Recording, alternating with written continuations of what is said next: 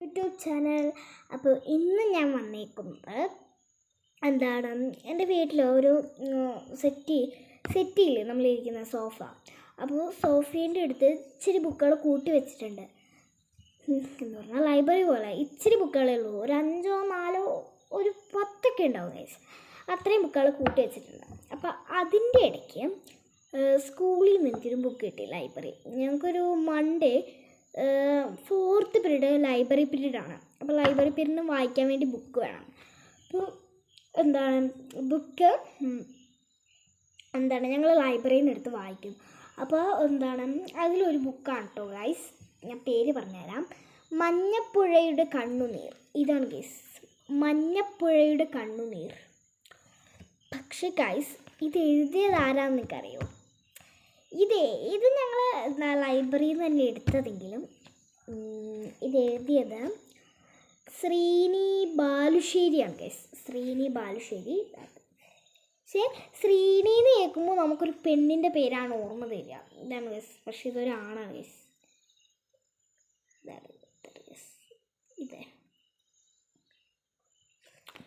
ഇതാണ് ഗൈസ്. നിങ്ങൾ ഈ ഒരു ബുക്ക് വായിച്ചിട്ടുണ്ടെങ്കിൽ കമൻറ്റിൽ കൂടെ പറയാൻ മറക്കല്ലേ. മഞ്ഞപ്പുഴയുടെ കണ്ണുനീർ നല്ലൊരു പേരാണ് കേട്ടോ ഗൈസ്. ഇത് വേറൊരാൾ വായിച്ചിട്ടുണ്ട്. ഉണ്ണി ആൽബിൻ എന്ന് പറഞ്ഞൊരു വായിച്ചിട്ടുണ്ട് ഗൈസ്. മഞ്ഞപ്പുഴയുടെ കണ്ണുനീർ. ഞാൻ വായിച്ചു തരാം നിങ്ങൾക്ക്. ഒരു പേജ് മാത്രം. ഈ ഒരു പേജിൽ ഹാഫേ ഉള്ളൂ ഗൈസ്. കാണിച്ചു തരാം. ഞാൻ സെക്കൻഡാമത്തെ പേജ് എടുത്താണ് ഗൈസ്.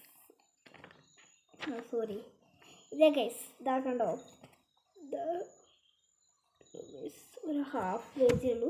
പക്ഷേ ഫസ്റ്റത്തെ പേജിൽ തന്നെ തരുന്നു ഒരു സ്റ്റാമ്പ് ഒട്ടിച്ചിട്ടുണ്ട് ഗൈസ്. അതൊന്നും കുഴപ്പമില്ല, അതെന്തെങ്കിലും തെറ്റിയതായിരിക്കും. ഞാൻ വായിക്കാം ഗൈസ്, വായിക്കാട്ടോ ഗൈസ്.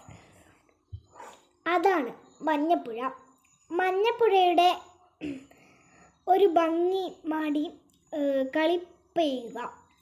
ബോട്ട് ജെട്ടി അടങ്ങുന്ന വിനോദസഞ്ചാര കേന്ദ്രം. താമസിക്കാൻ മുളങ്കുടിലകൾ. ഉല്ലസിക്കാൻ ഉദ്യാനം. പഴനീളെ അലയാൻ വട്ടത്തിലുള്ള ചാടങ്ങളും ബോട്ടുകളും. ഈ കളിപ്പായന്തയിലും കരയിലും നിന്ന് നോക്കിയാൽ ദൂരെ മഞ്ഞപ്പുഴയുടെ നടുവിൽ ഉരുളി കമിഞ്ഞ പോലെ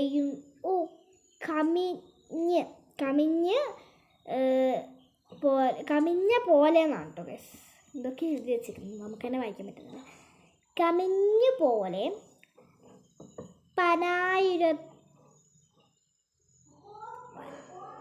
പനായിത്തിരുത്തിൽ കാണാം. മഞ്ഞപ്പുഴ താണ്ടി ദേശാടന പക്ഷികൾ പനയായിരത്തിൽ ചേക്കറും. ഇത്രയാണ് ഗൈസ് ഉള്ളത്. എന്തായാലും എനിക്ക് ഈ ബുക്ക് ഇഷ്ടമായി. അപ്പോൾ നിങ്ങൾക്ക് ഈ ബുക്ക് ഇതിനു മുമ്പേ അറിയുമെങ്കിൽ നിങ്ങൾ കമൻറ്റിൽ കൂടെ പറയാൻ മറക്കല്ലേ. എനിക്ക് ഈ ബുക്ക് ആദ്യമായിട്ടാണ് കിട്ടുന്നത് ഗൈസ്. ഞാനിത് ആദ്യമായിട്ടാണ് പറയുന്നത്. അപ്പോൾ നിങ്ങൾക്ക് ഈ ബുക്ക് കിട്ടിയിട്ടുണ്ടെങ്കിൽ കമൻറ്റിൽ കൂടെ പറയാൻ മറക്കല്ലേ. പിന്നെന്താണെന്ന് വെച്ചാൽ, നിങ്ങളുടെ വീട്ടിലും ഇങ്ങനെ ചെറിയ ബുക്സൊക്കെ കൂട്ടി വെച്ചിട്ടുണ്ടോ എന്ന് പറഞ്ഞാൽ ലൈബ്രറി. അപ്പോൾ നിങ്ങൾ എൻ്റെ വീഡിയോയിൽ ലൈക്കും സബ്സ്ക്രൈബും ചെയ്യാൻ മറന്നിട്ടില്ലെങ്കിൽ ഉടനെ തന്നെ അത് ചെയ്യണം. അപ്പോൾ ബായ്.